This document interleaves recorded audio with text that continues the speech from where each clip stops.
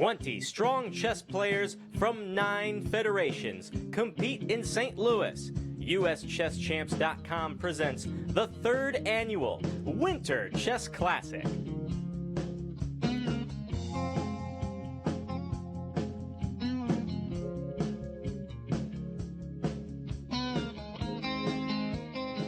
Hello, and welcome back to the 2019 Winter Chess Classic.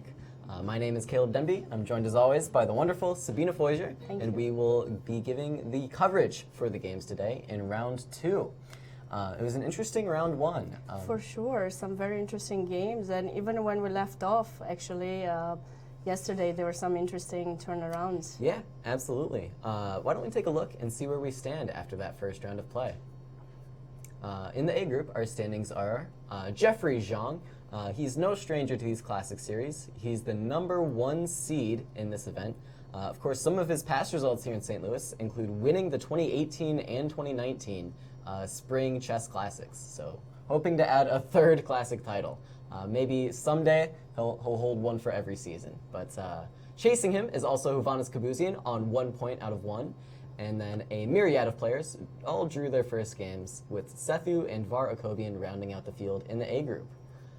And over in the B group, why don't we check out what's going on there with the standings.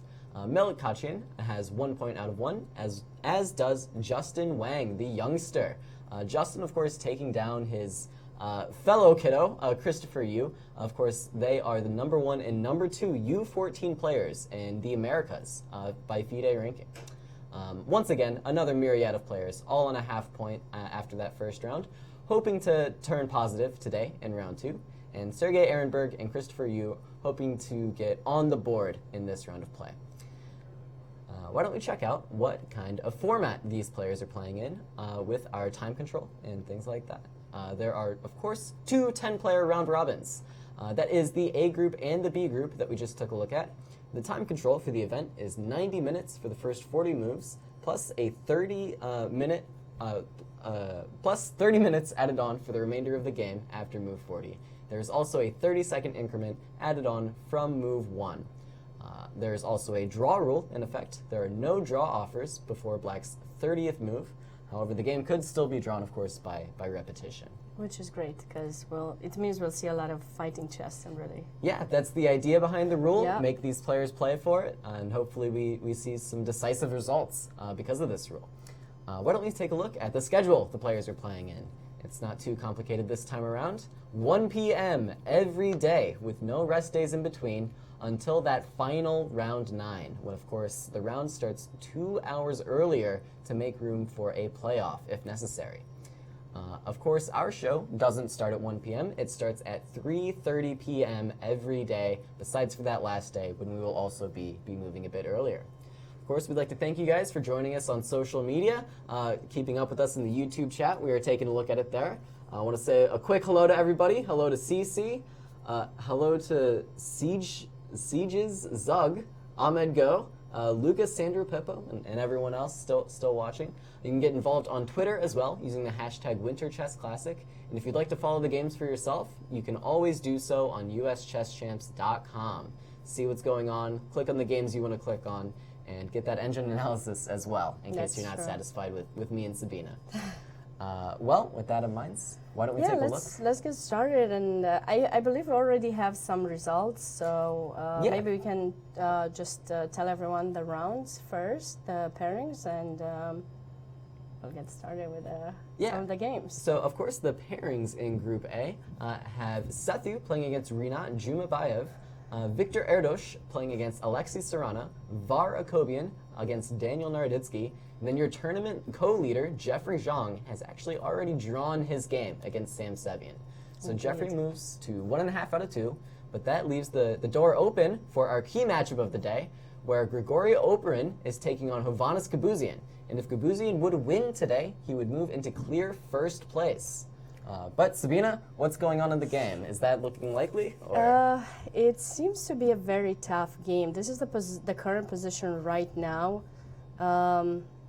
I think White is really close to probably winning here. So unfortunately, we might not see Kabuzian getting I mean, maintaining the lead. Yes. Unfortunately for him, we're not trying to show that we're taking any sides or anything like that. And just, it's nice to.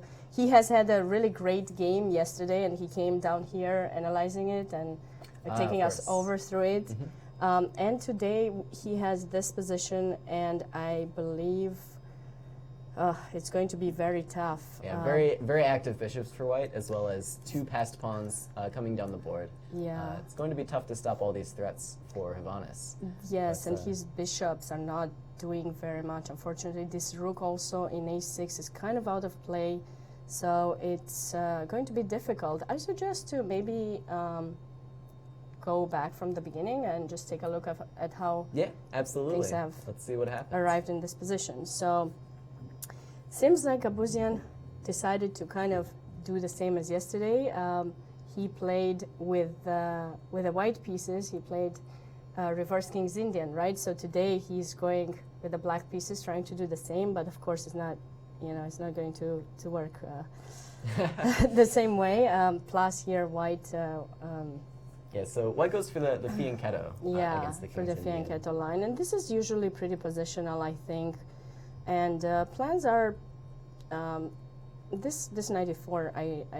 It's not one of the main lines here for black. I think black usually tries to prepare to play e5, so we can things like knight bd7. Yeah, knight bd7 or sometimes knight c6. You often see ideas also with if you don't want to develop the knight just yet, you can also play c6 and try to play with ideas with queen a5 or b5. There are a lot of ideas that that black can try to have in these positions, but knight e4 is maybe an idea to try to take advantage of the fact that white has not developed yet the knight in c3, right? So because the knight is not there, you can try to take control over this outpost. Yeah, absolutely. And now if white were to develop to c3, black might capture. Of course, I think at least, and try to mess up a little bit white's pawns. Maybe an idea like c5 also would be nice here, I think, for black to try to. It opens up the dark squared bishop, moving this knight, and I guess it does make white's development a little bit awkward. A little bit, yeah. That's why white has to prepare if they're going to develop this knight. Or they can develop it in d2, which Oparin has done it the next move. So he first played queen to c2, attacking the knight. So now you're asking black a question, okay, are you going to keep your knight there or will you go back? Of course, at this level, nobody is going to retreat. There's no point to come forward and then go back, right? So f5 seems pretty natural to maintain the knight over in e4. And now we see knight b to d2, chasing the knight once again away. And unfortunately, black is not ready with the knight in d7. Sorry about that. Knight in d7 to come to f6 and make sure the knight is going to be well protected and staying there. It's always annoying to have such a knight. I remember as a kid, I really disliked when my opponents played the knight there, because what am I going to do? That knight. Yeah. You never really want to play f3, especially with your bishop on g2 like this. Of course, because you would close your bishop, right? This bishop would be closed, and also, this diagonal would get open, and you're told, no, don't do that. You would sometimes do it in the stone wall, but not here. Yes. So. But the way I've always understood it is, white hasn't really done anything wrong, right? White developed a piece on every turn, and then black is kind of the one who deviated from opening principles by playing this knight from f6 all the way up to e4 before getting developed. So white usually should have, something, right? Of course, of course. White hasn't done anything wrong, so black doesn't really deserve to have a strong knight on e4. That is true. That is true. So that's why here black is kind of forced to give up the knight. I mean, just trade it. Bishop takes very natural, and now black is trying to get some space on the king's side. And oftentimes we would want to see this d5 push and get more space. But the idea is when you fianchetto your bishop in g2, you really want to make sure that that bishop remains open. So you try to avoid ideas with d5 oftentimes, if you can. So that's what Oparin is doing, just taking in e5, pawn takes, and bishop b4. Now rook e8, very natural.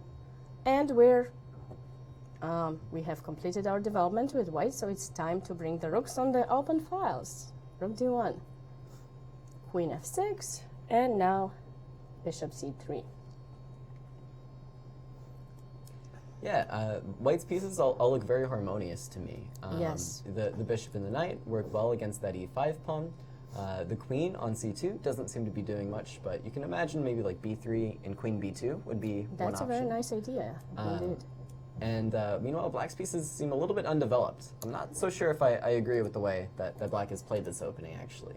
Yeah, probably knight d7 a little bit earlier. I would have played knight d7 before going knight e4, but Right. it could be some kind of preparation that black has had here in this position. I mean, black does have quite a bit of central space. I guess this is the compensation for his pieces being a little bit undeveloped. But how did the game actually progress? Yeah, here? now he has to be careful because, of course, you know, he needs to finish his development. So he played queen to e7 in order to be able probably to push this pawn to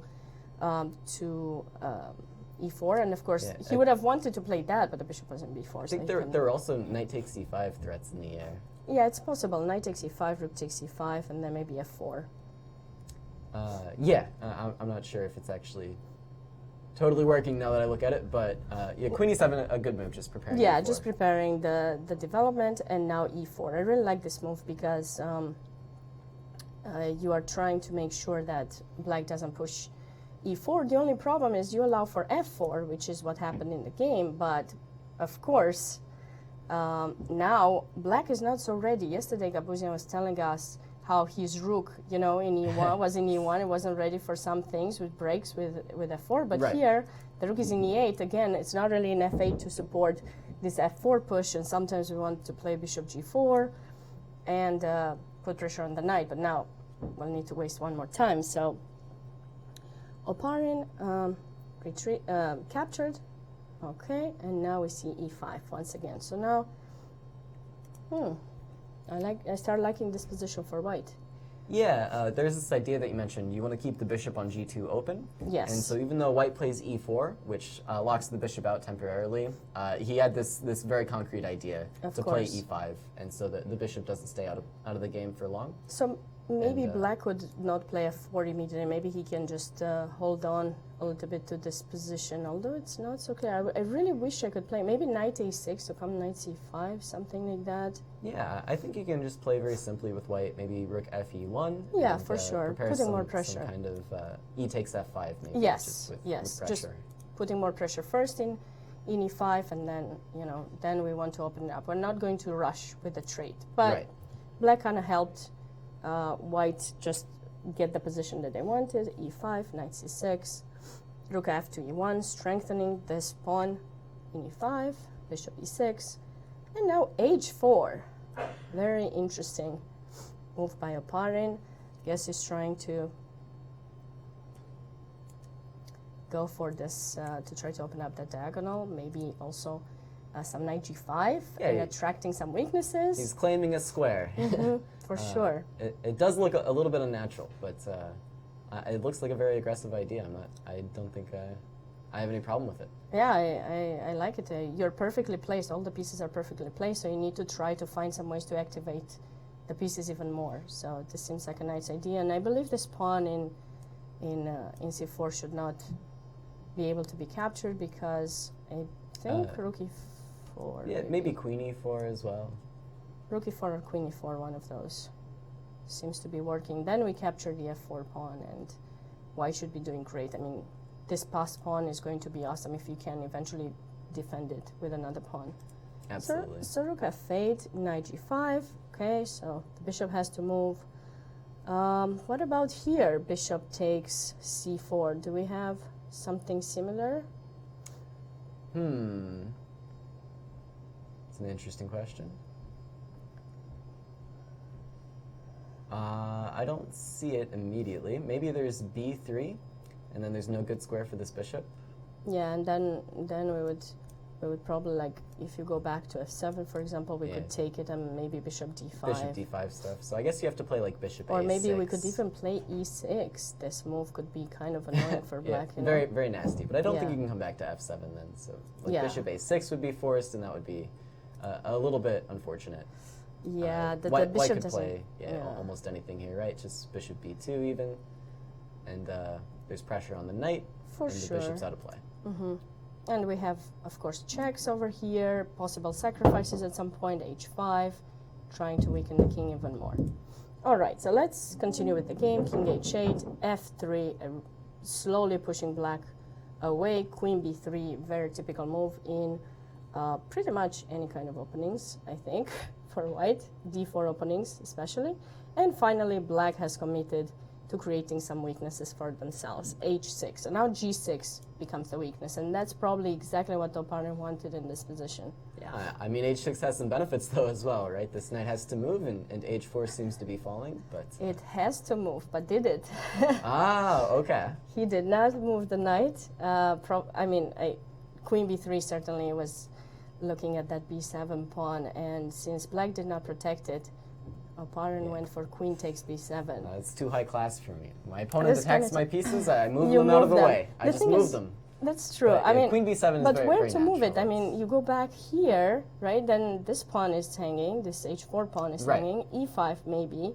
Yeah, this, of course, had to be Operan's idea. Yes, It's just to yes. take on b7. Because you really don't want to allow this queen to be active, right? Right. All of white's pieces are more active, so you really try to avoid letting that queen just come take advantage of your own weak king. Because Definitely. after all, white's king is pretty weak too, and now no pieces are protecting it. So queen takes b7 seems like a really great idea.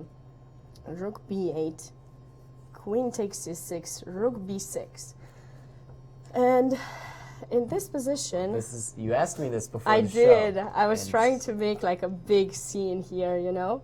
But this position, white to move. So opponent retreated the queen to a4.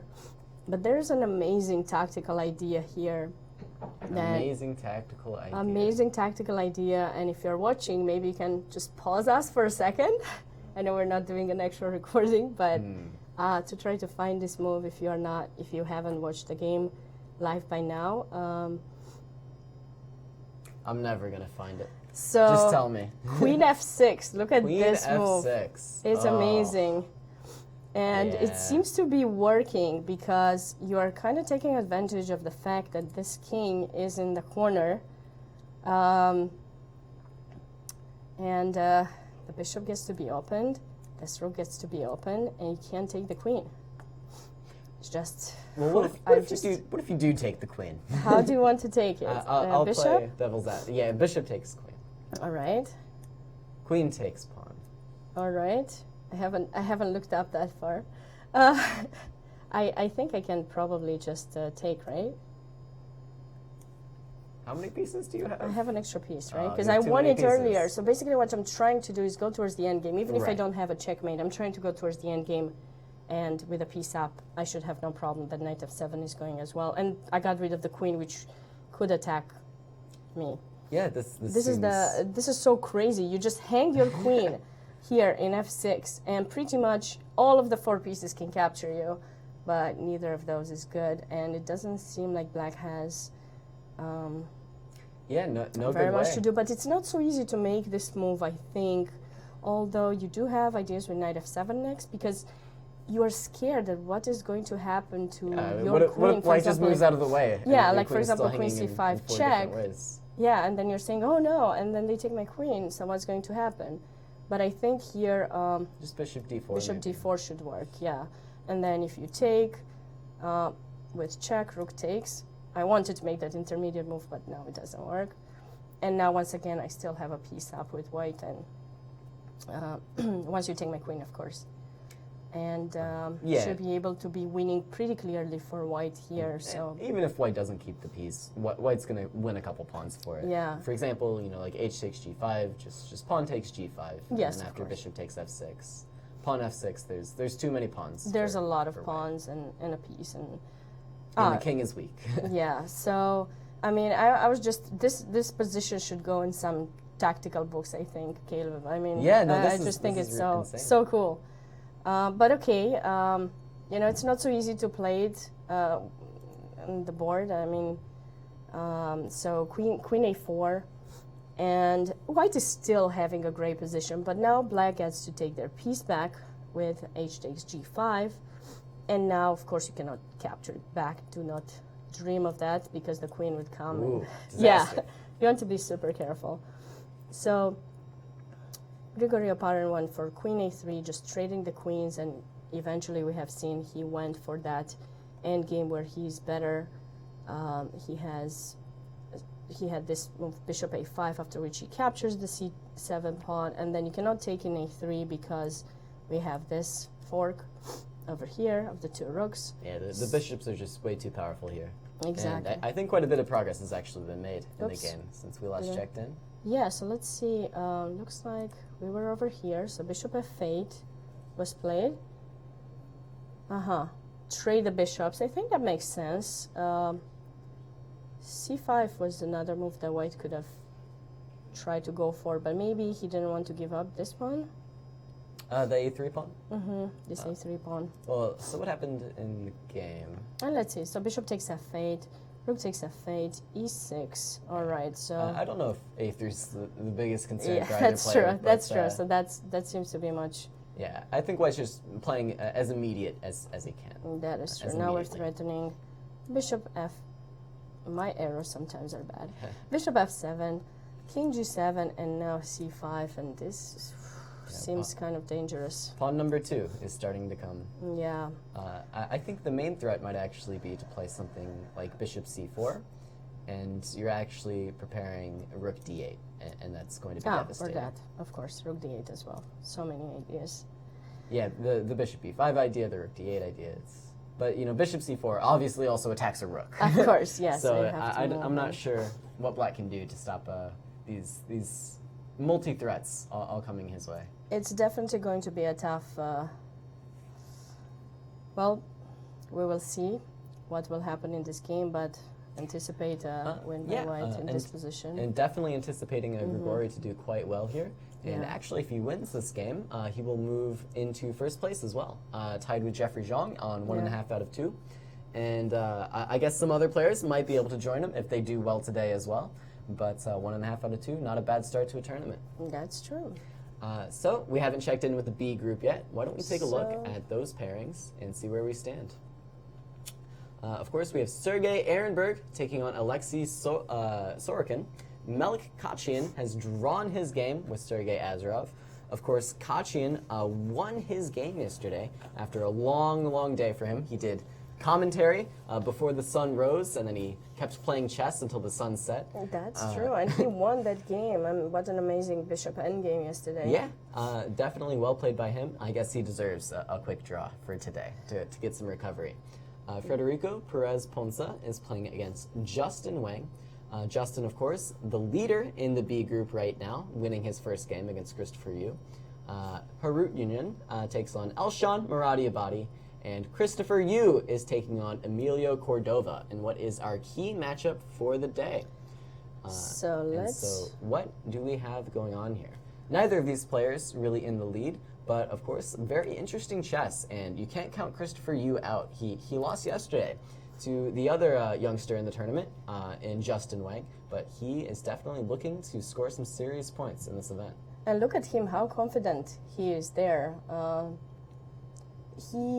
actually was able to take a look at the game early on, and I was a little bit surprised by Emilio Cordova's early blunder, or I don't know if it was something he prepared or not. The current position, we can clearly see Christopher Must be good for white. three extra pawns, right? Yeah. So let us maybe go from the beginning to see what has happened in this game, because it's certainly very interesting and maybe not really expected. So we had a Caro-Kann. Oh no. I mean, d5, knight f3, d takes e4, knight takes e4, knight f6. Everything seems natural so far, right? I always get worried when it's the Caro-Kann and black is losing. That's true. Well, knight threatens my c3 repertoire. But yeah, this isn't the line I think This most is not- black players play. for sure. Yeah, it's not the main line. So, but knight takes e4, queen takes e4. So in this position, certainly there can be some tricky things coming on. Like when you trade this d5 pawn, I always prefer, actually, in this position, as we go back to knight c3, if I play the Caro-Kann, if knight f3, I think black should keep the pawn in d5 a little bit longer. Maybe play something like g6 here. Yeah, there's actually this move, knight f6 for black. Knight f6 I think this is a main choice. And after e5, black can actually play knight e4. And you get some French-style positions, but black actually gets to keep the dark-squared bishop. And instead exchanges the knight for the knight on c3 instead of the normal bishop b4, bishop takes c3. Of course, yeah. So this is an option too if you want to play that, but there are others as well, like d4, G6. G6. Bishop g4 I think is even a move. Bishop g4. I mean, so many moves. So this a little bit in a way. I used to play a little bit Caro-Kann, and I didn't really like having to capture in e4 and allowing white with this, knight here. So of course, knight f6 can only be natural to trade it, but look what happened here, Caleb. Queen d5, offering a queen trade, right? So of course, white does not want. That is in classic Caro-Kann style. It's not, and actually, I have seen Emilio Cordova play in some very strong chess tournaments, and it seems to me like his style is to play maybe some openings that are not super theoretical, but he always seems to find some great ways to build up to them. Yeah, of course, queen d5 not the main move, but I was saying it is in the style of the Caro-Kann to beg for a queen trade at every opportunity. Yeah, but of course white does not want to trade.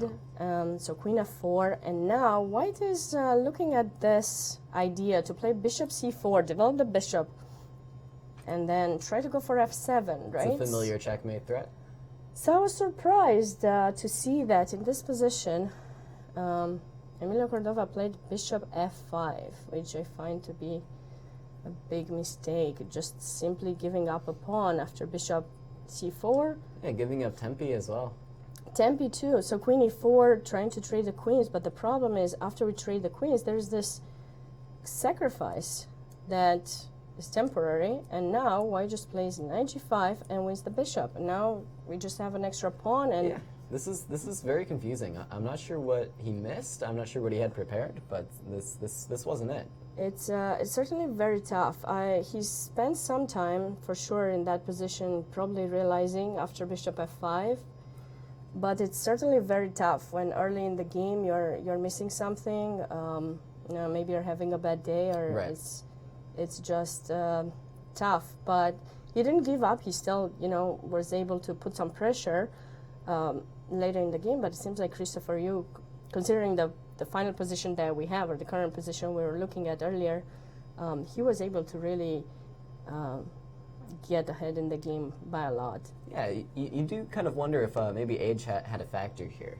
I think a lot of these established grandmasters try and pick on the young kids who are still kind of building their repertoire, still kind of figuring out which lines that they like the most. And so he played something, kind of incredibly offbeat that maybe he had hoped Christopher hadn't had the experience and hadn't seen yet. But that's true. He handled it very well, and Black is suffering the consequences. That's true. I mean, it makes sense. I mean, when you play a kid, you're thinking, okay, I have all this experience. Right. They shouldn't be able to know more than I do, right? But I think you have to be very careful when you actually give them material, because if it's not completely sound and you haven't really analyzed it in depth, it could be, of course, it could be devastating. So I certainly don't think he intended to allow this bishop takes f7 thing. Probably not. But I really like here Christopher's idea to play h4 and then get this rook developed through h3, kind of taking advantage of the fact that Black's king is not really hidden anywhere, and just this is a nice development. You don't need to castle because, well, there are no queens on the board anymore, but this is a really nice way to get your rook into play. And this is actually something that Justin Wang did against him the other day with the rook on a3. So maybe, wait, did that happen? No, he didn't. He didn't. No, he still did that. A separate game. No, it was his game, but he ended up playing rook a6 himself at some point. So maybe this is something he likes to do sometimes when he has the ability to bring the rooks into the game. So I do want to mention, there are some positions where it feels like one side is up a pawn, but they've lost time to take it, and then the other side starts to build up some kind of initiative. But here the pawn is actually really, really relevant. If Black still had a pawn on f7, things like the g5 square wouldn't be so weak, the g6 square wouldn't be so weak. But with this pawn missing, these are going to be very, very sore spots for the Black king. And white pieces could jump into g5, This For rook sure. is going to put pressure on g6, and there's really nowhere to hide.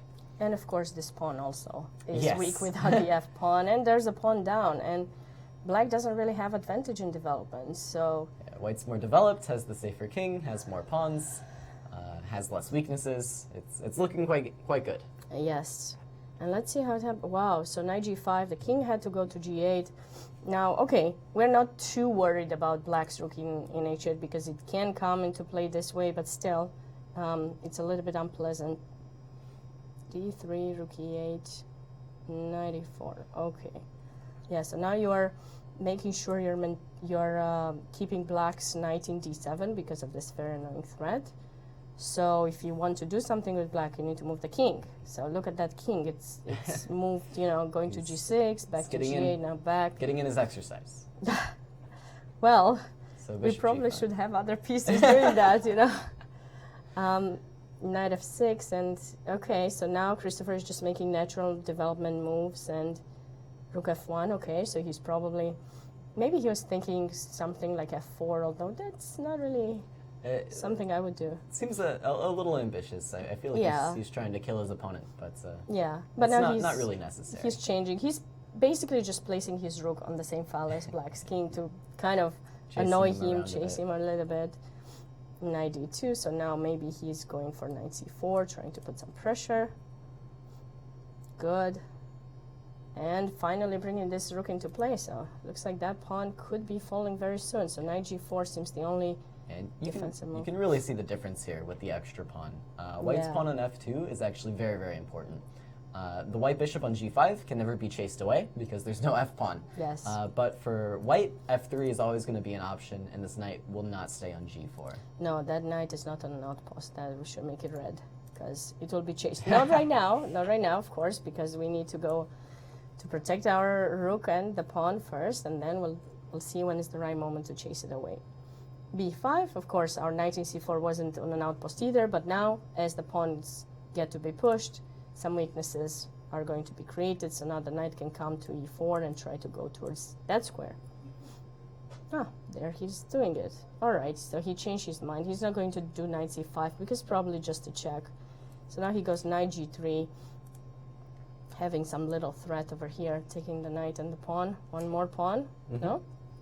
And it seems like he did it because there's no clear way for black to defend. Maybe g6? Yeah, g6 feels a little testy. Something with f4 could work, maybe not. Yeah, I'm not really seeing it after f4, but Maybe d4? d4, I will take it. Yeah. Maybe there isn't a tactical refutation, but it might have just been time to let the pawn go. There's also possibly a bishop h6 move, and then if this rook goes to f7, now maybe there's f4 ideas. Although no, the rook bishop is not there still to just take. defended. Yeah. Yeah. So I'm not so I- sure. I really don't would really like get to it. go back knight d4, but the knight is there, so I mean, you could take it and bring your knight back to the outposts, but I'm not sure if that's what he had in mind. But it seems like black decided to give up another pawn, maybe thinking rook h6 will try to get some counterplay, but g4, and now g6 is not possible. I wonder if that's what black had in mind, because And maybe this was missed. Something must have been missed. something because, must have been, yeah. As black, you really can't afford to give up a second pawn. No, It's just for sure not. the end of the game. And now d4. Okay, yeah. It seems like Christopher's has got his game. Let's catch up with the current position. He's probably, yeah. Not too much more to say. That about pawn, this one. that pawn is just going down, and then look at how many passed pawns we have, and there's not so much to do. Bishop h6, rook d4, and let's see if any moves. Did I miss anything? What is? Oops. Nope. I'm sorry. That was a wrong game. All right. So they played a few more moves after our final position. And so we do have a result. Okay. Grigory Operin has actually managed to complete the victory against Ivanis Kabuzian. So Grigory moving into shared first place in the A group with the one and only Jeffrey Zhang. Grigori, of course, a very strong player from the Mizzou chess team, which is getting started in this past year. But, oh, and it looks like this game has ended as well. All right, we see there Chris Mew shaking hands with Emilio Cordova. We might ask one of them to join us, or maybe both. Yeah, I'm sure those would be great. some great interviews to get. Grigori, I know, has some very good performances recently. He won one of these invitational events, right? Maybe the... You know, I actually can't remember off the top of my head, but it sounds feel about like- right. I also know he actually had a chance, I think, to compete in the World Cup.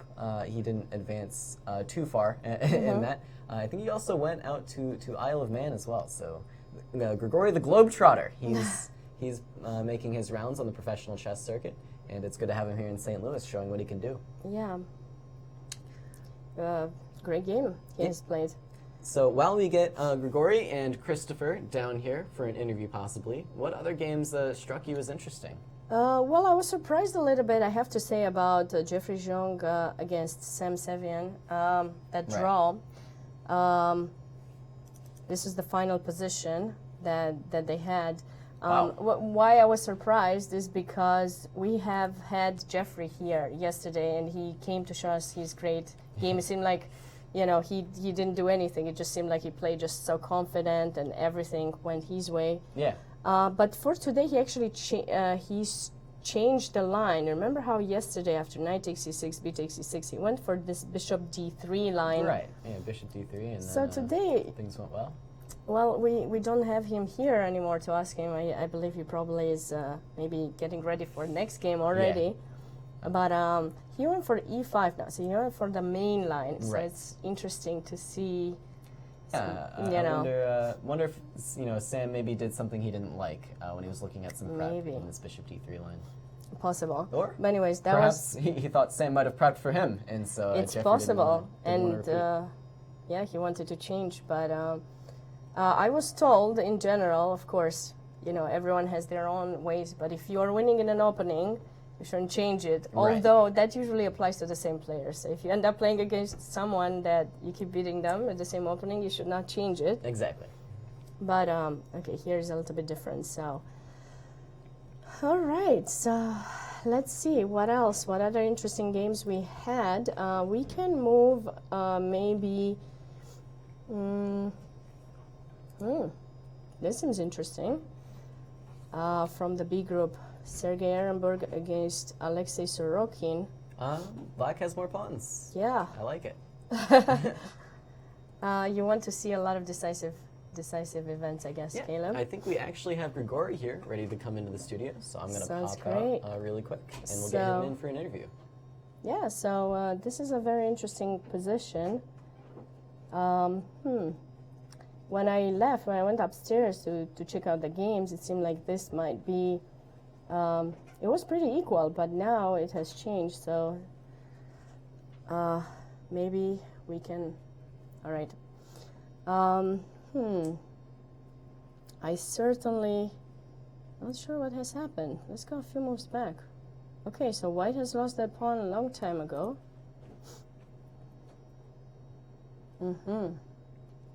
King f8, bishop g5.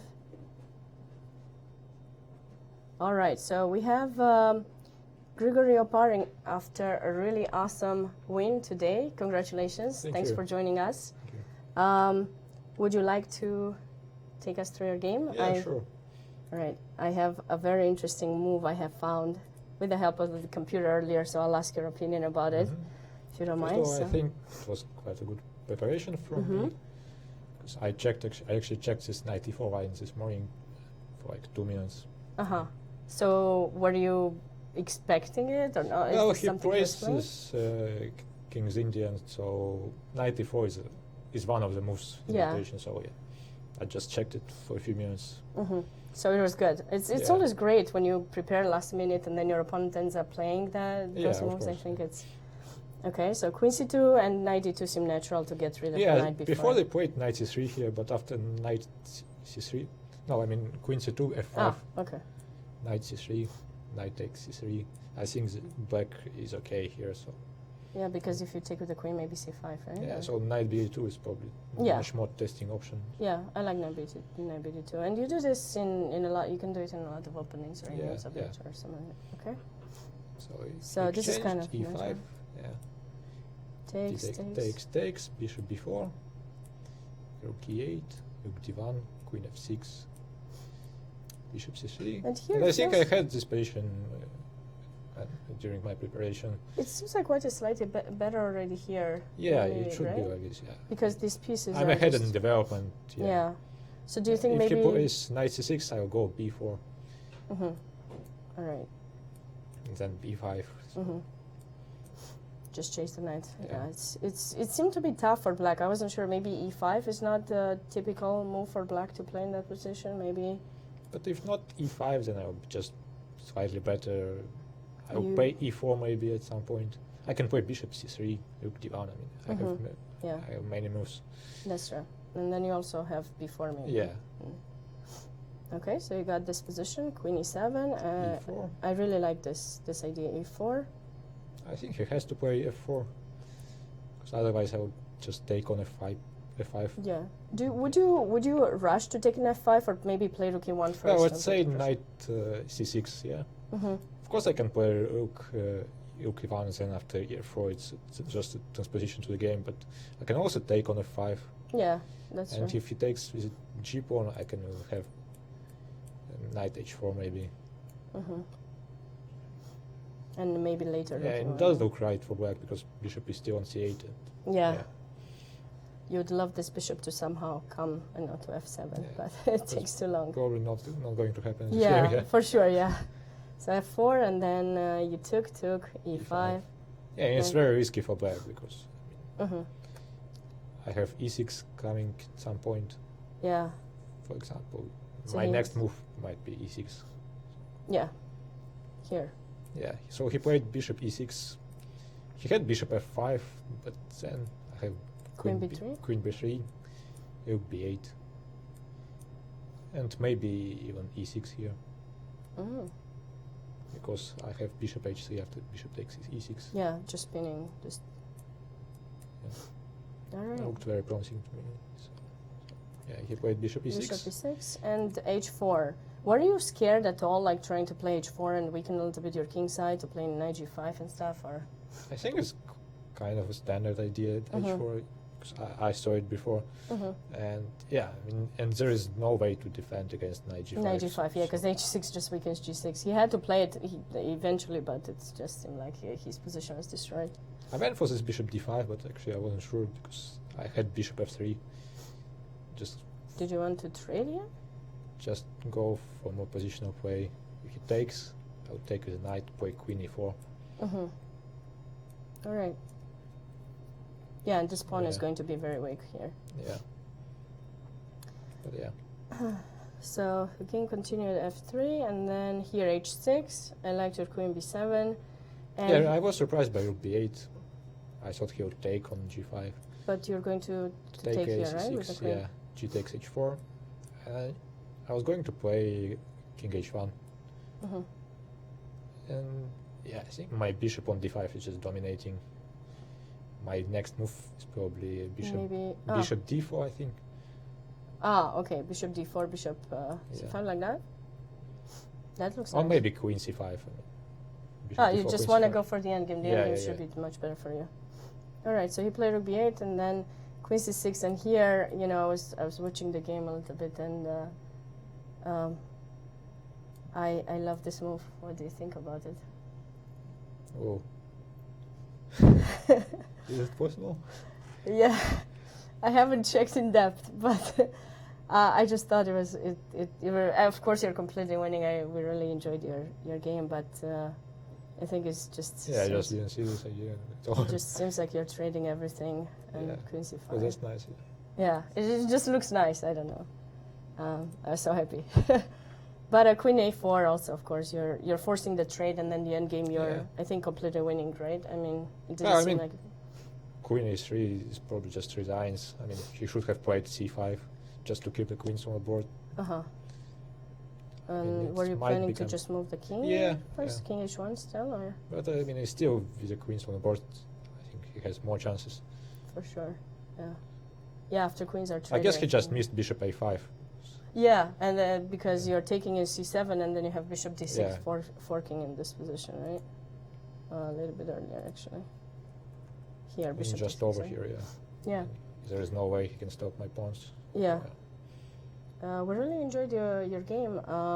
What are your thoughts going into this event? Are you excited? I think you won one of them, right? Like maybe summer Yeah, one? Or I won Summer Chess Classic. But yeah. I think did you I- come here trying to win this event? Yeah, I want to repeat that success. Of course. So, Well, I think I have some decent chances, but yeah, 7 rounds to go, so anything can happen. yeah, of course. It's a tough event. This is just round 2, but we appreciate you coming here. Thank Thank you you. so much for walking us through your game, and we wish you good luck in the future rounds. Thank you. Thank you. All right, that was a great game. So excited about Queen f6. He was very excited too, so that's great. Let's see some other game while we're getting Christopher Yu in here in the studio. What other interesting... Oh, this was a promising game. Wow, I thought black was much better, and look what we have here.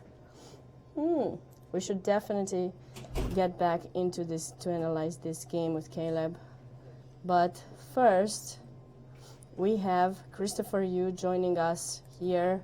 Congratulations! What a great game you had today. Did you expect your opponent's what your opponent has done? No. No, it But was, I had looked at this. I think it's two knights. I think it's 2 knights variation before at home. So obviously he wasn't expecting it. So But, I still think I knew more than him in terms of the opening. but this should not be a theory, right? He gave Actually, up a this pawn is. really early. I mean, bishop f5 is not theory. Yeah. This, up until this point is theory. Yeah, Queen this- f5. Queen f5 seems more natural. Here, actually. I wasn't exactly sure. I know d3 is not a bad move. You can even play queen e3, but Yeah. d3 white probably has a very slight advantage. So But- just Yeah, you just don't want to take to help him develop the pieces. Yeah. So you play d3, wait for him to Yeah. take, then you capture back with the bishop. Also possible besides d3 is queen e3. I don't know it very well. I've looked at it before, but I didn't remember what to. It's a pawn sacrifice. He takes on c2. You have to know very well what you're doing here, but I know that it's equal, but I don't actually know what to do, so I wouldn't have played queen e3. Yeah, you should go for what you It's know. just something especially- I vaguely looked at, just briefly, but not very serious. Yeah. So you would have probably gone for something more safe. Like just, if you don't know, you D3. should. Yeah, sounds good. So then when your opponent played bishop f5, did you spend a lot of time in this position? Didn't spend that much time. I just played. I only looked at bishop c4. I just double checked to see what in the world does my opponent have. I think of just winning a pawn. So Yeah. I checked just a few minutes and decided, okay, Okay. maybe he just missed queen c5 b4. Oh, okay. Yeah, we didn't look at that move, but yeah, that's beautiful. There's nothing really else to look at. Queen a5 is the same thing. Queen d7 I can take on f7. Of course, yeah, you can do the same Yeah. thing. And so, did he spend a lot of time here when he realized? He spent like maybe like 8-10 minutes just thinking, but I mean he really has no choice. Yeah, it's very tough. Once you blunder in the opening, it just it's very tough to come back. And then I really enjoyed the way you played the game. Afterwards, I really enjoyed your h4 trying to get your rook out this way. It was kind of a cool idea. I was glad that he played h5. I know that because he weakens a lot of squares. That's true. But what to I do know with he this wants king? to prevent like h5, but I'm thinking maybe he can just play h6. Maybe you can just play knight d7, king f7. Maybe from a practical viewpoint, this is harder for me. Just h5, king f7. I have a lot of questions. What should I do? Should I play h6 now? Should I play d3 first? Maybe d3. Knight f6.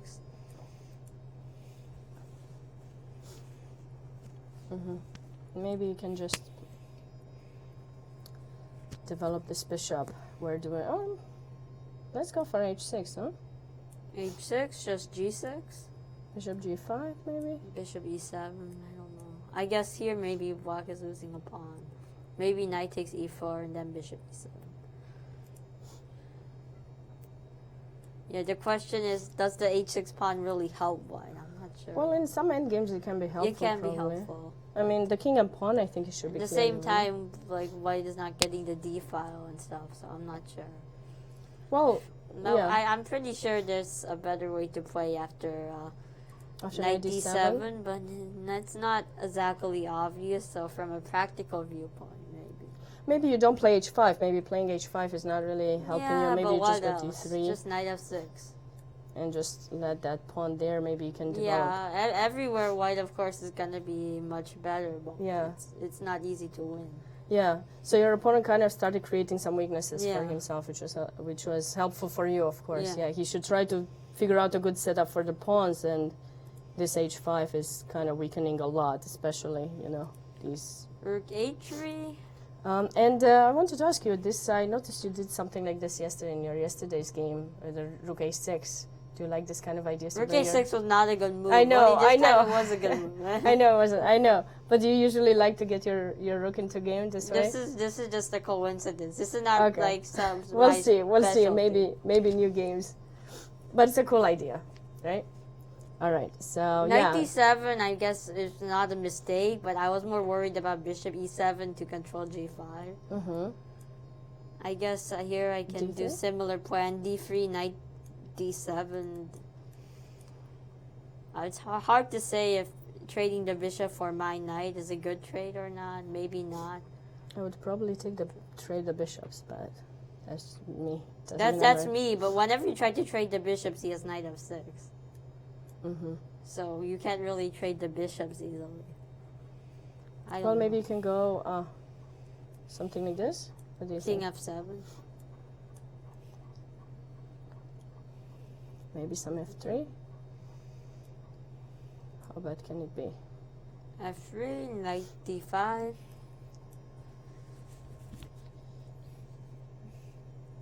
Yeah, of course, again, white. I mean, okay, I guess bishop takes G5. 5 knight takes 7 to do. Knight F6. King F6. I Yeah, guess maybe knight king. E4. Knight E4, the E5 pawn. Yeah, this is always going to be a yeah, weakness. yeah, You're yeah. definitely having a great. Yeah. Maybe you can castle long, huh? And then get your Yeah. new rook into play. Seems. Yeah, I mean, well, there's tons of tough. things you can do. Get Of block a course. bad position. it's tough, but sometimes you need your opponent's help to change things. And from here, it went smoothly for you. Yeah, no? rook E8 again. I don't. He's allowing me to play knight E4, bishop G5. Yeah, he maybe didn't realize when to trade pieces, and then it seemed like maybe after castle, in a few moves here, I liked your idea rook f4. Maybe were you planning to play f4 here? Yeah. Yeah, and then you were like, The okay. thing is that I wasn't. when you played King E6, I was wondering if my rook F1 move wasn't good. But Yeah. then I realized, I have rook E1 and the king on E6 is exploitable. Yeah, so he actually helped you, it seems like, a little bit, Yeah. because then he goes to d7, but that king Now I moved can way too maneuver many my times. knight to C4. Yeah, Tag E5. yeah. And around here, let's just go a little bit ahead, like in this position. Do you think he just blundered Wonder what? this pawn here in h5? I think he tried to do that on purpose. I think he might have missed bishop takes F6. G takes F6.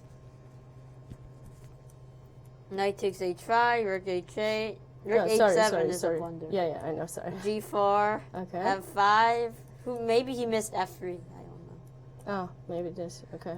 I thought maybe he missed in the other one after rook h6, g4, the way the game happened. Maybe he missed g6, he couldn't play g6 here. Because of knight F6. Yeah, Maybe. so... I mean, something but like that. what else does he really have to do, right? Well, yeah, but he maybe doesn't need to give the pawn, like, for of example, course, G6 is the way to go, yeah. Yeah, you go bishop h6, maybe? I don't know. I don't No? like bishop h6. I don't see the point. The main question is, should I take the knight or not? It's not an easy question. It's not. You not often want to give up your bishop for a knight, but this bishop is pretty stuck I know, there, but so. the main play revolves over if I can win e5 or attack g6. You can't attack both It's at very once, concrete, so it's hard to say yes or no. If you somehow could get your knight in f3, it would be great. Just get it there. Maybe knight f1, bring it. Even there. if the knight were in f3, just knight g4. Yeah, but then, you can see when you're going to take this knight and then get your knight to f3, maybe. I mean, it's not so easy. When your knight is already on f3 and you haven't taken the knight g4, and then you can't see when you can take the knight. No, here, I can take the knight. Here, yeah, knight e4. then- I don't think the knight is ideal on f3. I mean, I guess that's just another try to put square, more but you're not pressure. even threatening e5 because the f2 pawn will be weak. You want it on an active square like c5 and then d4. Mm-hmm. Maybe you can play some preparatory moves like g3 Mm-hmm. to guard some squares like f4, maybe. Sure. Then maybe you leave this. Maybe this you can just pawn. play d4 immediately without any preparation. Yeah, you have to do I have to something, decide something on there at some- some point. Yeah. All right. Well, but your opponent blundered after that. It seemed like it Yeah. was a great game. Yeah. Well, we are really happy to see you play great chess, Uh-huh. especially today. We wish you good luck in your Uh-huh. quest of you want to become a grandmaster, Yeah. I believe, right? Yeah. Soon. How many norms do you have? 0. 0 yet, but you're trying here very hard, right? Yeah, yeah, yeah. All right. Well, we wish you good luck with that. We hope Yeah. to see more interesting games of Yeah. yours. And yeah, thank you for coming here. Okay. Thanks. You're welcome. All right, so let us see what other changes have happened. There was some decisive result. Oh, Elshan has lost. That's going to be a tough night. All right, so I think we're going to have Harutunian join us very soon. This is the final position. Maybe Elshan hasn't chosen the best opening, but we'll let Harutunian walk us through the game later. Some other, I don't believe we have had other results yet. Is Harutunian going to join us? Possibly, we don't know. We don't know yet. All right. So let's go back to maybe this game. So this was certainly something very strange happening in this game.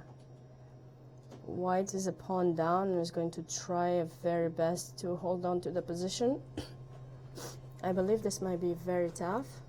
Caleb is joining me Yes, in just a second. I'm back Okay. in for just a few moments while All right. Harutunian makes his way down the steps of the chess club.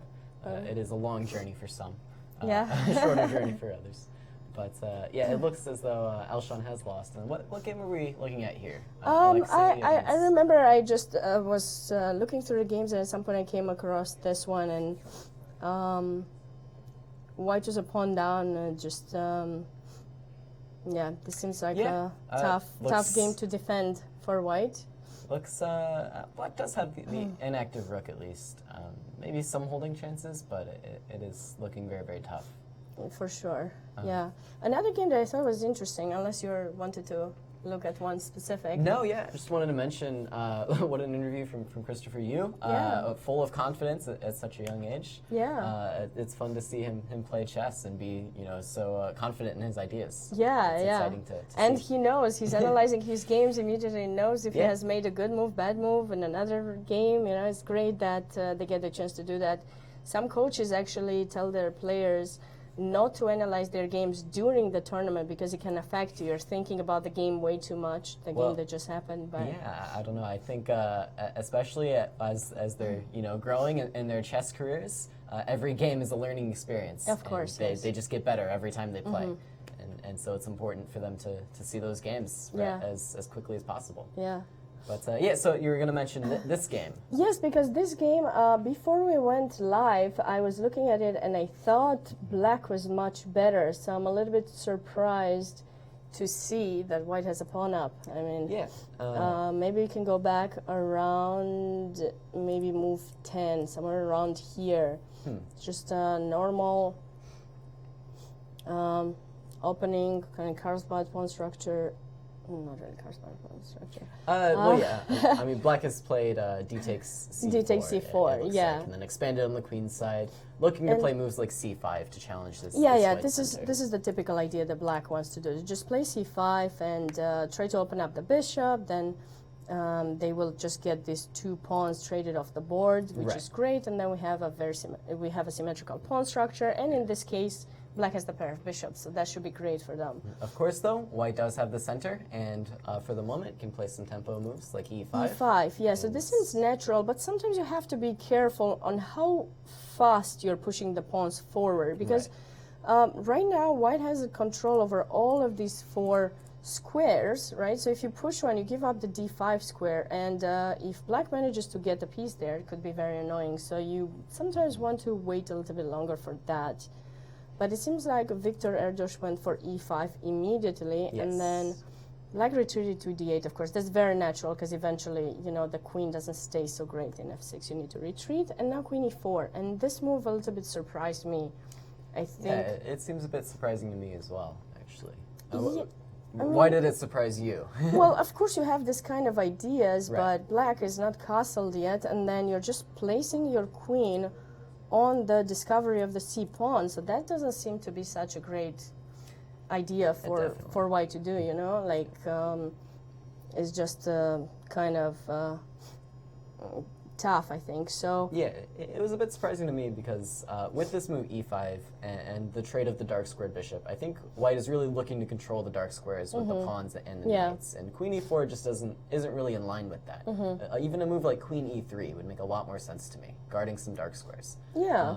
I think, though, my time here is short. Once again, I think Harut Union is just about ready to come in for his interview. All right. So I once again will be stepping out, and we will hear from him on his game against Elshan Muradi Abadi.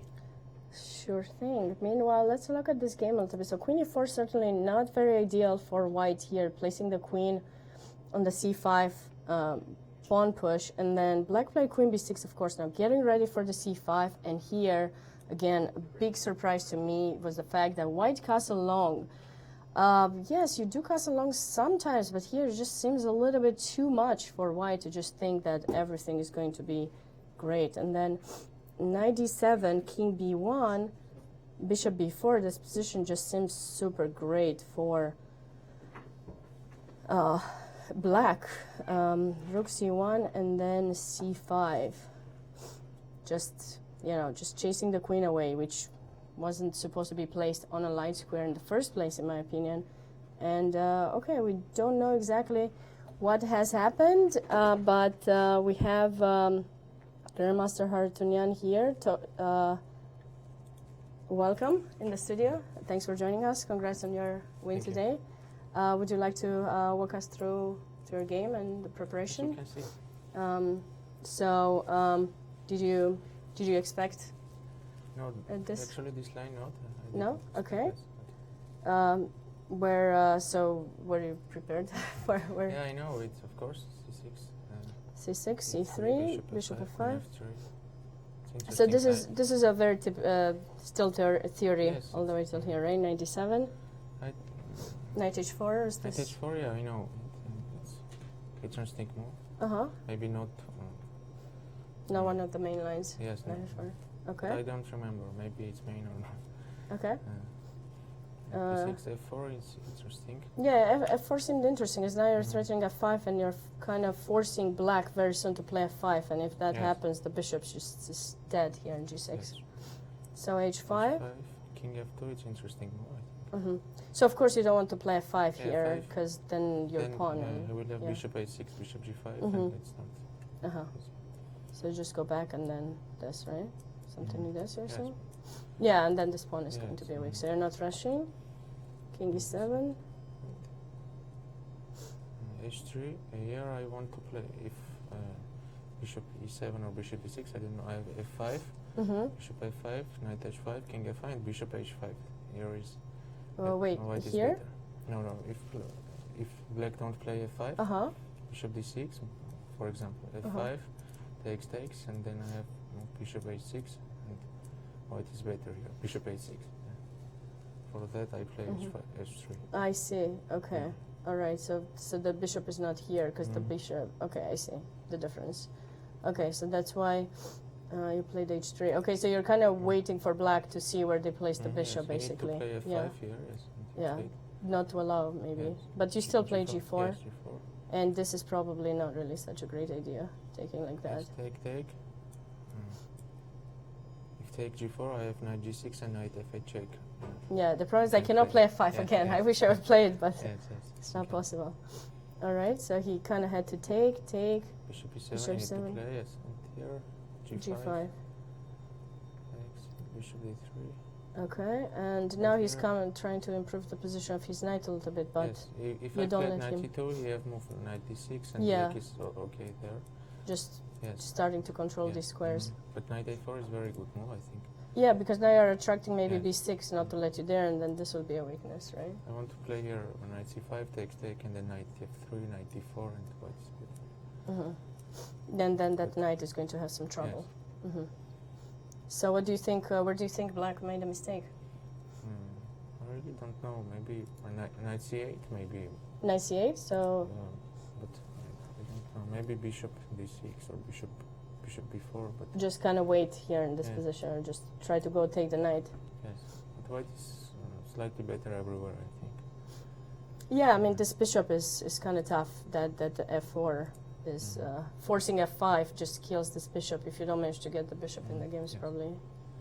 All right, so let's see. So he ended up just giving the bishop, and now knight c4. Here he played Yeah. rook c1, right? Yeah, So he yeah. thought to just sacrifice the pawn to try to get some counterplay with the rook, but probably wasn't enough. Yes. What were you planning King after d5, king d5? before I have moved, and then Mhm. king is in danger, I think. Takes, and Maybe I can just go back.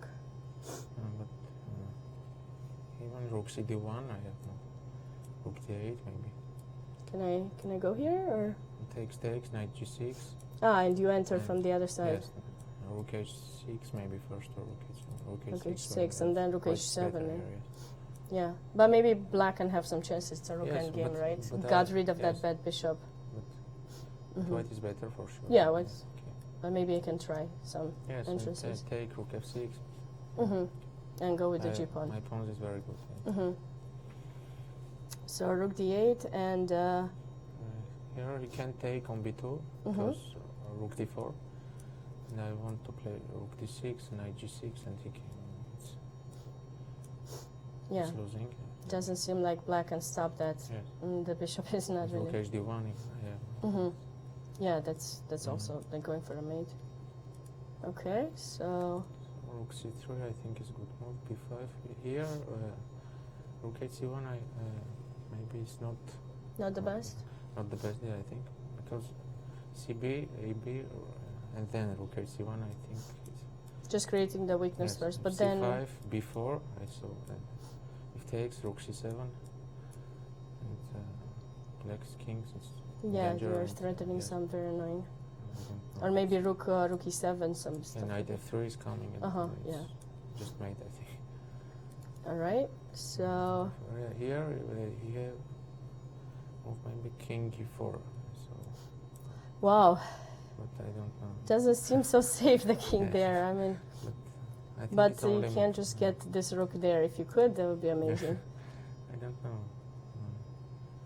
Maybe rook b3 I have moved, but then a5, a4. Can you play something like a4 here, or Yes, but you want to play rook e2 or a6? No, a4, a6. And you want to play Okay, rook now e2? rook I don't b3. know. Yes. But if rook e2 is mated, rook b4. kind of dangerous? Yeah. It's Yes, but not not clear. so, Okay, so yeah. after b4, it's just After b4 is just losing. Yes. is it just losing a5, 'cause knight f3. the king probably just Yeah. didn't make it in the. Knight Oh, e5 okay. is. I have moved rook d7, but he have rook h3 takes, king f3. It's maybe it's winning, but Okay, just 95 didn't want to is give easy. counterplay. Yeah, That yeah, makes yeah. sense. Yeah. So 95 is 95. easy winning. I think. Takes. And H1, 95, and c pawns. yeah, this Sipon is going. There's nothing to do. Oh, nice game. Thank you for joining us. Thank you too. We wish you good luck for the next games and not too much luck. But no, I'm joking. But we wish you good luck for the next rounds, and we hope to see you again Thank you here very much. in the next rounds. Thanks. All right. Tough loss for Elshan. I'm not, I don't know. I'm thankful I'm still here a little bit longer. So Caleb is going to join me in a second, and we are going to check out a little bit maybe the pairings and the results that have happened so far in the A and B group. I think it would be great to kind of let all of you know the recent things happening in the tournament. Hopefully you're also staying on track online. Absolutely. And Caleb is back. I'm back. I don't have to work too hard today. We've had some lovely interviews. But yeah, we do have just about 20 minutes left in the show here, so we can still look at a couple games maybe and see what's going on. Just to give you the verbal rundown, in the B group, we have 2 games still in progress. Christopher Yu has won his game against Emilio Cordova. Christopher rebounding after a tough loss in round 1 to Justin Wang. Root Union, of course, we just saw, managed to win his game against Elshan Muradiabadi. And lastly, Kachin actually drew his game against Sergei Azarov early on today. Yeah, I wanted to mention something about that. Actually, Melik Kachin, he actually had double white. So in a way, it's, maybe good for him to relax after yesterday's win with white. Now he gets another white, so... Yeah, but that good. just means more blacks later to come in the tournament. That's true. That's true. So you get to relax now, but maybe later on you'll be might get tougher. Wishing you got a couple points with those 2 whites. That's true. And in the A group, we have 2 games that have finished. Grigory Operin has won his game against Ivanis Gabuzian, the former tournament leader, and Jeffrey Zhang had a quick draw against Sam Savian earlier today. So a lot of chess still to be played. What's going on in the A group? Does anybody have chances to catch the co-leaders, Grigory and Jeffrey? Well, earlier, like before I interviewed, before we went on to interview, I was discussing this game a little bit. If you remember, we were kind of stuck around here with the queen being in the center, and suddenly, we go from this position where it seems like black is going to be the one attacking white's king to suddenly... C5 comes with tempo, like we were expecting. Yeah, and black hasn't castled yet, so they don't need to castle. They can wait a little bit longer. And even if they do, like, of course, they will eventually, but yeah, it just seems like black is having this really great position. And even if white has some ideas bringing in the knight to d6, I don't know, like... I really enjoy black's position here. What do you think, Caleb? Yeah, the bishops look nice. The bishop on b7 is very active. The bishop on b4 actually controls some dark squares around the king, as well as, both kings, actually. Yeah. And just a very natural queenside attack. And I don't really see and where an white's extra play is pawn coming for from. black? Yeah, the extra pawn, yeah, nothing although to discount. sometimes in these kinds of positions, white sometimes gives up that d pawn and eventually will recapture it. But here it seems like it went from... It's a powerful attacker, actually. The c3 square no longer available to white's pieces. For sure, yeah. So, I don't know. Let's play through the game and see. Like bishop d6, knight c5. Yeah, I think black is just kind of consolidating now. For sure, just yeah. A clean extra pawn. So how could it happen that it went from a pawn up to a pawn down? That doesn't seem okay. The endgame most likely will finish in a draw, but still, like, okay. So white is taking advantage of this hook in h6, or going g4, g5, trying to open up the g file. It's always you look for the pawns that have moved in front of your opponent's king. That's what you can latch onto, and that's how you can open files. And then black has decided to take this bishop, which I would take as well. Just make sure to get rid of the bishop so that there's no attack anymore. And any g5 can be met with h5 a lot of the time. So maybe... Yeah, I think... g6 sometimes it works, but maybe not here. Maybe bishop e7 would be a nice consolidating move. Yeah, that's I believe what black chose to bishop e7. Yeah. Okay. Try to strengthen the control over the g5 square, so you can't do that, but white is preparing it again, so... Yeah. Hopefully bishop e7 wasn't the mistake. I don't know where the mistake went. We haven't looked at this game. There's so many moves. that have happened. So now, okay, it seems like if black is going for an endgame, of course white doesn't want to trade. So now, okay, now I can see how white recaptured their pawn. Yeah, it's Maybe that beginning to wasn't- turn a little bit. I think. I'm not sure where the mistake was. But g5 is on the verge of coming. Knight g5 also is an idea, just sacrificing the knight, opening up the h file, going for h7. For sure, it's... You know, it feels like the piece that's really missing for black might be that light squared bishop. Maybe bishop takes e4 was played a little bit hastily. Maybe that was... If we go back to this position, so after knight e4, maybe... I mean, Maybe we can just leave that. It is a very active knight, of course, but I mean, is castles? I think this was asking certainly... for black here. Maybe not. Maybe you can just give up that pawn. But also, I didn't expect knight e4, you know. I was expecting something like just take the pawn, you know, and then I can castle. Right. And then I'm fine. But knight e4 is very typical. I don't know why I didn't consider it in the beginning. Maybe just... Maybe even bishop d5 is an idea, and you're looking for things like queen a5. And The question is, like, do you care about the g7 pawn? That's the question that you have to always answer. yeah, Like, for example, I like, thought I might, but you cannot take it yet. You know what? Maybe we can go queen a5 first, since you cannot take it, because then we take the knight with check.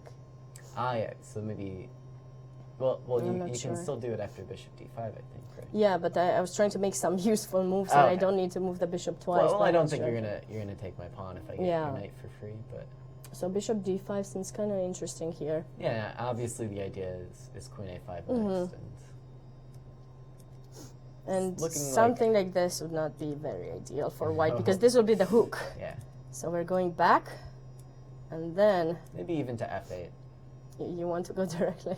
I don't want to lose my pawn, but Sure. okay. I guess, yeah, it's a little sure. silly, but No, why not? I mean, we have an extra pawn. I mean, he should be able to take it, like, any time. Like, oh, wait, if I take, maybe knight takes e5. yeah. So yeah, let's go to f8, and then get ready for the break. See, I don't really like giving up that light squared bishop. I feel Yeah. like that was actually doing. It's a powerful attacker if it gets Mm-hmm. into d5, and it kind of holds the white pieces back a little bit. Yeah. Understandable wanting to get rid of that strong knight. But then, yeah, I guess the game kind of just turned from there, right? Yeah, it started turning. Like, now white is just going, you know, we've seen these moves already. You can just go through it fast. Rook c8, rook c to d1, not trading anything, just getting ready for g5, Yeah. and now knight g5, the move. The move that changes things a little bit. Of course, you cannot go for something like this. And don't think that g6 will save you, because nope, it will not. And then you have a check, and that's it. There's no back rank made. I've seen this one before. Yeah, I mean, I've done this before, but then I had the mate. Just unfortunately, black would not have that, so they had to go for bishop takes knight, and now they took in e5. All right, but now black's king seems to be in danger. Of course, you don't want to recapture in h6 because rook takes, and then very annoying. So g5. A little bit of danger, but I think a mean, lot, no? Because the other rook is coming. Well, okay. Well, I mean, I'm not taking that pawn. Oh, okay. After g5. All right. I'm After saying. g5. Oh, I thought you meant to take that to take in h6. No. You never Shouldn't take do the that. h pawn. No. The h pawn works for you. So now white is finally recapturing their pawn down, and we're getting into a rook endgame where suddenly it seems like white is doing pretty good. Like, this pawn here is going to be very annoying because you cannot win it immediately. If you could win it, I'm a little of course. unconvinced, actually. What if I play king h7 and just king g6, and then your pawn is not going so far? I wonder if f4 is an option. f4? Can I even just take it? I will play king g6. And I wanna play g5, but it's probably not good. Oh, it looks like the they game drew. has officially ended in a draw. It looks Yeah, like. that's what we expected for the endgame. I just was a little bit surprised because, you know, white seemed to be doing worse, and okay, saving is good after. Yeah, I guess black approached the endgame a little bit differently, but Yeah, he decided to just trade. I mean, I don't think black should be too worried about losing a position like this because Right. they have such a good pawn structure. Yeah. I mean, a6 is a weakness, but in a lot of cases, like even if you lose that pawn, And I mean, as soon as a rook goes to collect, then the h pawn falls, and the Yeah. white king side is also looking a little bit hazardous. So this game, I guess, a fair result then, ending. yeah, in draw. fair result. Yeah, probably, White somehow managed to navigate that pretty well. For sure, yeah, they came up with some great attacking ideas. Okay, there is one game I want to take a look at before Yes, we of close the course. show out. Which one? What's going on between Sethu and Jumabayev? Let's check that out. If Rinat manages to win this game, he will move into joint first place, and he does have more rooks, but He does. It's always what's tricky going when you on? have an exchange up because you need to make sure your rooks get active. Otherwise, you can't do so much. I mean, And White is well placed with the bishop, but this pawn in d5 is going to be very dangerous. So if Black manages to trade a pair of rooks, I think they should have no trouble winning the endgame. Well, I think White has made a threat, right? Is Yeah, I Bishop think- D4 being threatened to win this D5 pawn? Probably. So what can we do about it? Is there any way to stop such a move? I don't see it immediately. I just want to go back a few moves just as we see how those rooks get over there. So White played g4. All right, so Black has tried to kind of challenge that rook in d8. E8 doesn't feel the most natural to me.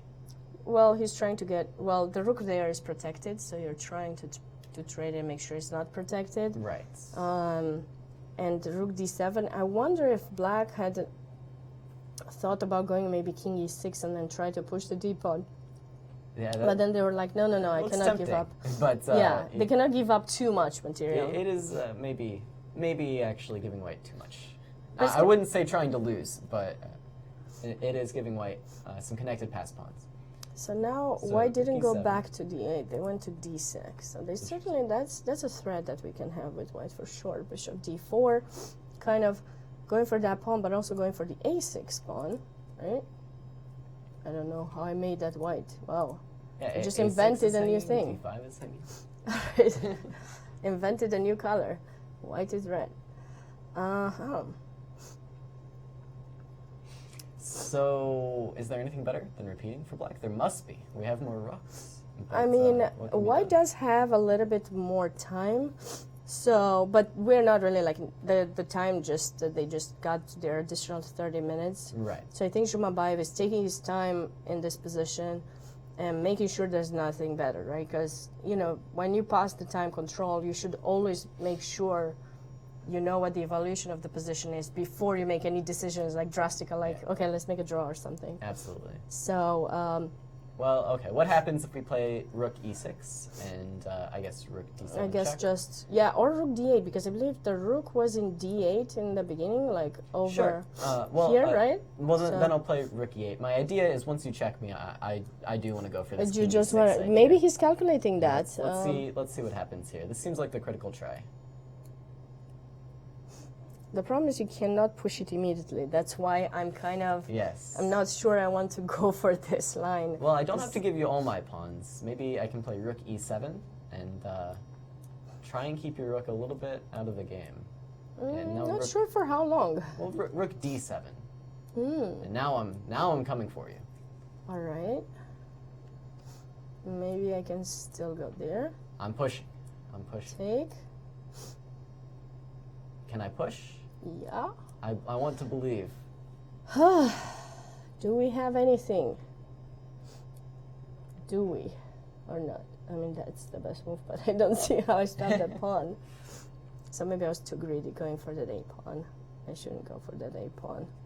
I think this actually looks kind of promising for Black. Maybe this is the way to go. Okay, I shouldn't go. You know, I was over optimistic. So you go king e6. I'll take. Maybe you can go for my A pawn immediately. Seems like an But you can idea. still kind of do this. Oh, but now when I take it, I have discovery. Yeah, maybe I have to. Maybe I have to play D4 here. and if you take my pawn, I'll take your a pawn. Mm-hmm. So you're trying to get the further, but then you're giving this one, you know? I'm this giving a G7. lot, but if you take on g7, I still have like rook a8, and I'm getting behind the pawn, and I think that's Yeah, but I'll have 3 pretty pawns. That's the thing. But I have all the time, I think. I really believe in the rooks. Rook d5 maybe, and I'll start going. I agree. Should be should be good, but you definitely have to have a good sense of evaluating this position before you go for it, because it's Well, you it's don't not, want to let the you know, they're not my pawns. I don't really care. of course, of course. It's always so much easier when it's not your game. Yeah, to it looks like sacrifice. I do that all the time, actually. Black has actually played rook b7. Oh, they which is did. a slightly Alright. different idea than what we were So looking let's at. see. Hmm. So after rook e7, rook d6, rook b7. All right, so he's trying to make sure white will not have the access, but oh, so he wants maybe king e7? Well, there's bishop d4, right? That was the problem we were trying to solve. Yeah, So yeah. what's But like, happening? you want to try to see if you have a progress, I think, in the position. Well, what's happening on bishop d4? Ah, right 'Cause now? that was my question. This is the move we were trying to stop last turn. I'm thinking he wants to.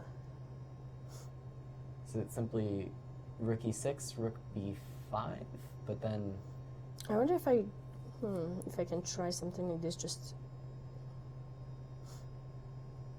tract some of these pawns to push. do you want them further up the board? Well, this f pawn probably trying to take advantage of your king, Yeah, but I'm making- not making sure. it I'm not sure if it's really, because you can also just take, right? right. So And then- I thought so. Yeah, maybe rook e6 was Yeah, one idea. no, that was not.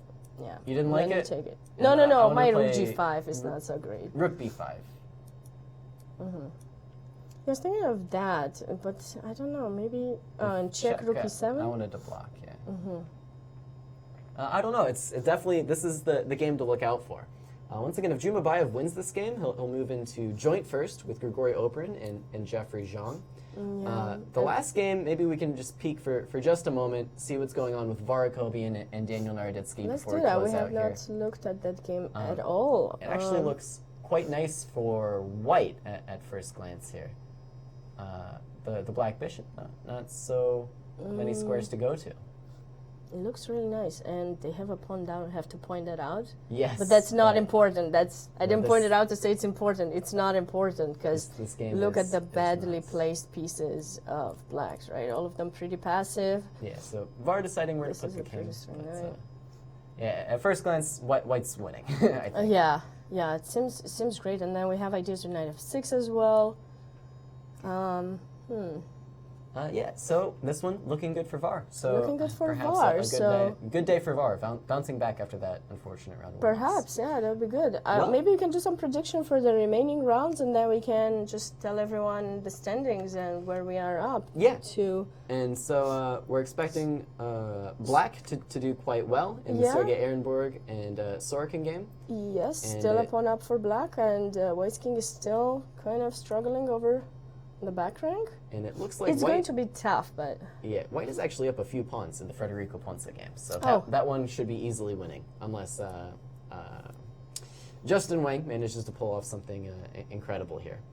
yeah, White's king is safe, so this should be pretty good. Yeah. The only idea maybe we could have here is try to think for some opposite color bishop endgame, but that's very hard to imagine Even at this with moment. opposite colored bishops, 3 pawns is a lot of pawns. Yeah.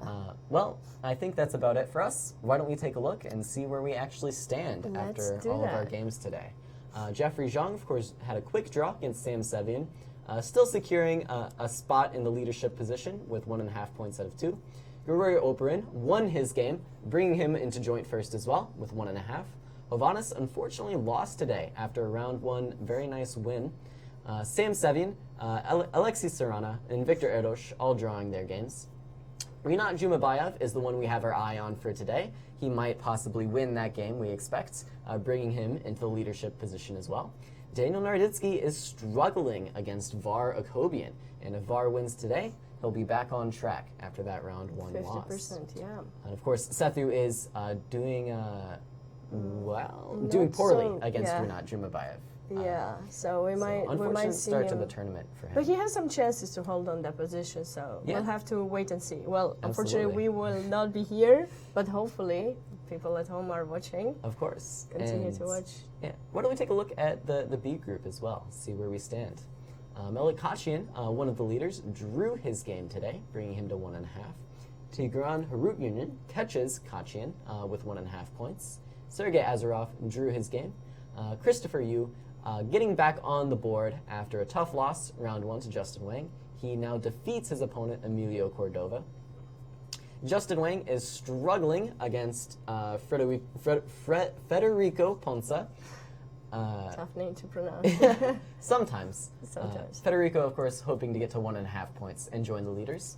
And Alexei Sorokin is doing quite well against Sergei Ehrenberg, hoping to win with an extra pawn, although it will be a long game, I'm For expecting. sure, yes. And that leaves us with those standings.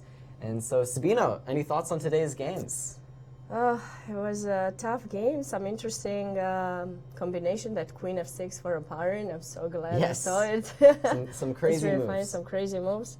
Of course, I'm a little bit sad about Elshan who Yeah. lost, but it's tough when you have to comment on your partner that you what to do.